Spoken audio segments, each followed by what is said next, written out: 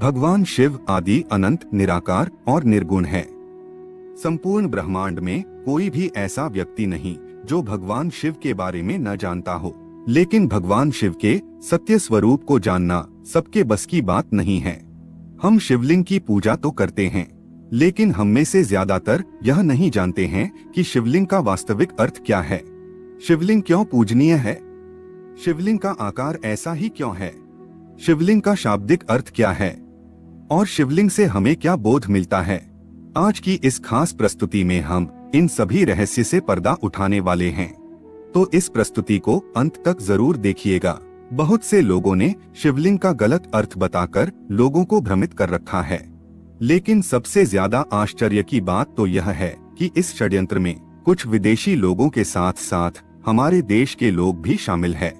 इन लोगों ने शिवलिंग का बहुत ही गंदा मतलब निकाल रखा है, लेकिन सच्चाई ज्यादा देर छिपी नहीं रह सकती है।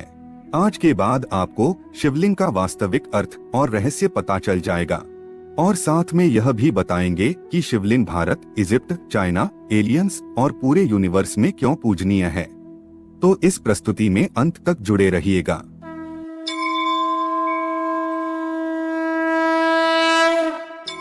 सबसे पहले हम शिवलिंग का शाब्दिक अर्थ क्या है वह समझते हैं। शिवलिंग में शिव का अर्थ होता है परम शुद्ध चेतना, परमेश्वर या परम तत्व, और लिंग का अर्थ होता है निशान, चिन्ह, प्ररूप, लक्षण और प्रतीक। और शिवलिंग का अर्थ है भगवान शिव, परमतत्व का चिन्ह या प्रतीक। अब हमें यह भी पता होना चाहिए कि संस्कृत में जनन अंग के लिए शिश्नम शब्द प्रयोग होता है।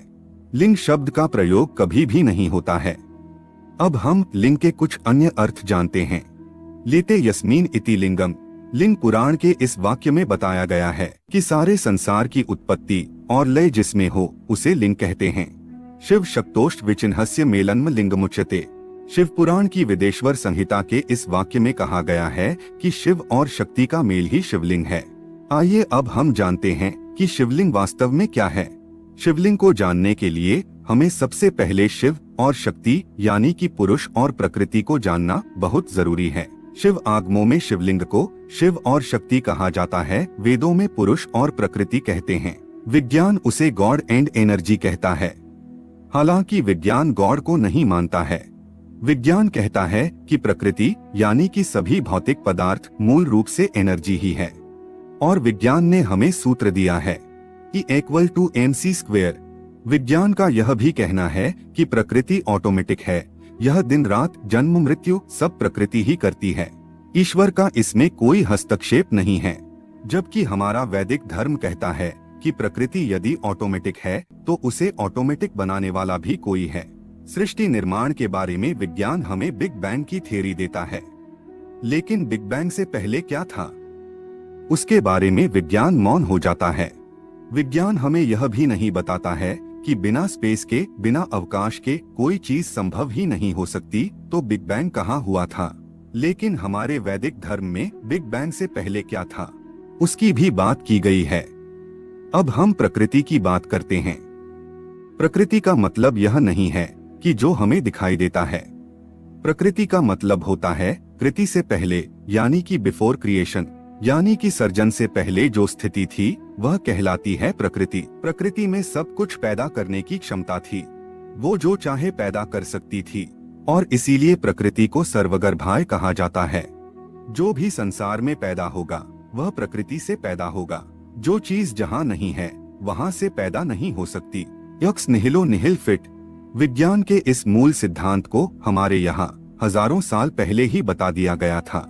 Out of nothing nothing is produced, from zero can be zero produced, something can produce something.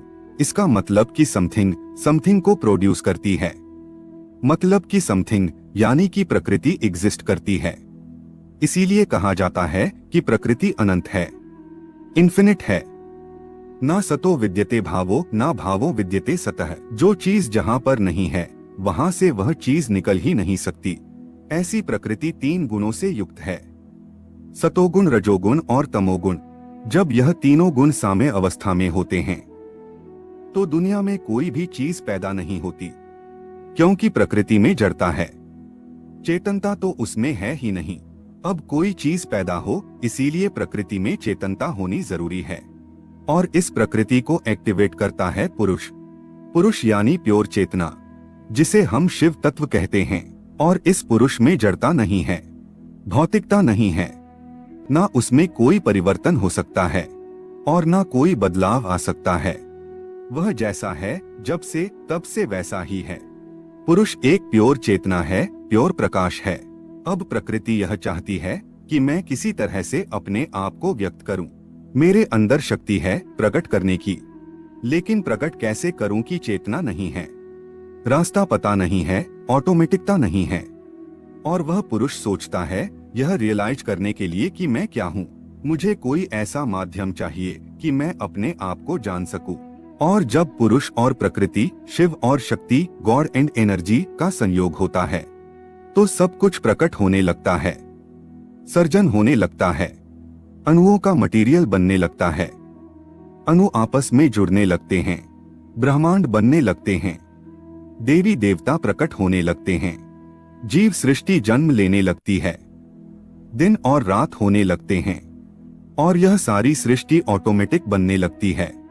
और उसको ऑटोमेटिक बनाने वाला वही पुरुष शिव तत्व है। पुरुष और प्रकृति, शिव और शक्ति के मिलन को सिंबलाइज करने के लिए, चिन्हित करने के लिए शिवलिंग का सर्जन हुआ। अब यह याद रहे कि शिव कोई ऐसा व्यक्ति नहीं है जो इस सृष्टि में कहीं निवास कर रहा हो। शिव चेतना की परम अभिव्यक्ति है, जिसकी आगे कोई विभाज्यता नहीं है। एक अस्तित्वहीन अस्तित्व, नाम और रूप से परे अस्तित्व। और इस निर्गुण अनंत शुद्ध चेतना को शिवलिंग के माध्यम से दर्शाया जाता है। और इसी परम तत्व को सगुण रूप में भगवान शंकर के रूप में दर्शाया जाता है। शिव निर्गुण ब्रह्म के प्रतीक है तो शंकर सगुण ब्रह्म के प्रतीक है। अब हम जानते हैं कि शिवलिंग का आकार ऐसा ही क्यों है। शिवलिंग शिव और शक्ति, पुरुष और प्रकृति के मिलन का प्रतीक है। तो प्रकृति को हम कैसे सिंबलाइज कर सकते हैं? यदि हम प्रकृति को पत्तियों के रूप में दर्शाते हैं तो प्राणी और दूसरे सभी तत्व छूट जाते हैं। यदि हम प्रकृति को मनुष्य के रूप में दर्शाते हैं तो भी प्रकृति को पूर्ण रूप से नहीं दर्शा पाते हैं, क्योंकि प्रकृति अनंत है और इस अनंत और विशाल प्रकृति को दर्शाने के लिए जाने वाला प्रतीक भी विशाल होना चाहिए, जैसे कि गैलेक्सी या ब्रह्मांड। और प्रकृति को ब्रह्मांड के रूप में दर्शाना एकदम सटीक है, क्योंकि उसमें प्रकृति के ज्यादातर सभी तत्व शामिल हो जाते हैं। और शिवलिंग का जो नीचे का हिस्सा है वह प्रकृति है, जो ब्रह्मांड के आकार को दर्शाती है और भौतिक जगत को भी दर्शाती है। अब शिवलिंग का ऊपर का हिस्सा ऐसा क्यों बनाया गया है? तो आज भी जब हम परम तत्व को दर्शाते हैं तो उसे एक ज्योति के रूप में दर्शाते हैं। और इस परम शुद्ध चेतना शिवत्व को ज्योति रूप के सिवा और किसी रूप में दर्शा ही नहीं सकते। और भारत में जो 12 स्वयंभू शिवलिंग है उन्हें भी ज्योतिर्लिंग ही कहा जाता है। और श्वेत ज्योति रूप होने के कारण ही भगवान शिव को कर्पूर गौरम, कपूर के जैसे गोरे वर्ण के कहा जाता है। और जब शिव और शक्ति के इन प्रतीकों को एक रूप करके उन्हें पत्थर पर उकेरा गया और जो प्रतीक हमारे सामने आया वह है शिवलिंग। अब हम जानते हैं कि शिवलिंग क्यों पूजनीय है और शिवलिंग से हमें क्या बोध मिलता है। शिवलिंग भगवान शिव और माता आदिशक्ति का प्रतीक तो है ही, और शिव और शक्ति से परे कोई चीज हो ही नहीं सकती। और इसीलिए सभी देवी देवता, ब्रह्मा, विष्णु और शंकर शिवलिंग में ही निहित है। और इसलिए शिवलिंग का पूजन करने से सभी देवी देवताओं का भी पूजन हो जाता है। जब हम शिवलिंग को नमन कर रहे होते हैं तब उस पुरुष अर्थात परम चेतना को नमन कर रहे होते हैं। शिवलिंग से हमें बोध मिलता है कि जिस तरह से पुरुष यानी कि शिव इस प्रकृति के मध्य में रहते हुए भी प्रकृति में लिप्त नहीं हो जाते, उसी तरह हम जीव भी इस शरीर रूपी प्रकृति में रहते हुए शिव की तरह प्रकृति रूपी शरीर की मायाजाल में लिप्त नहीं हो जाना है।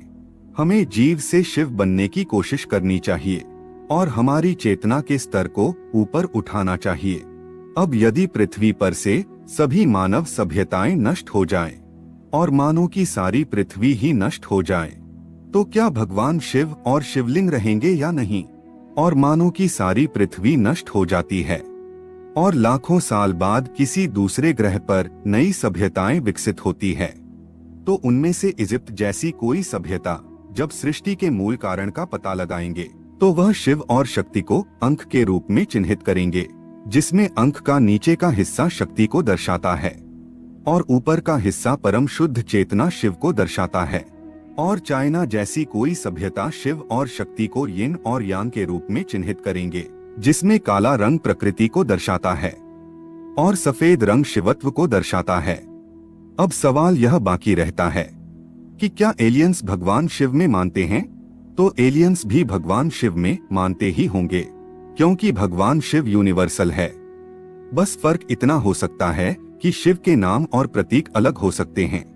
भगवान शिव सनातन है, सृष्टि के मूल कारण है, आदि अनादि है। सृष्टि रहेगी तो भी शिव होंगे और सृष्टि नहीं रहेगी तो भी शिव होंगे।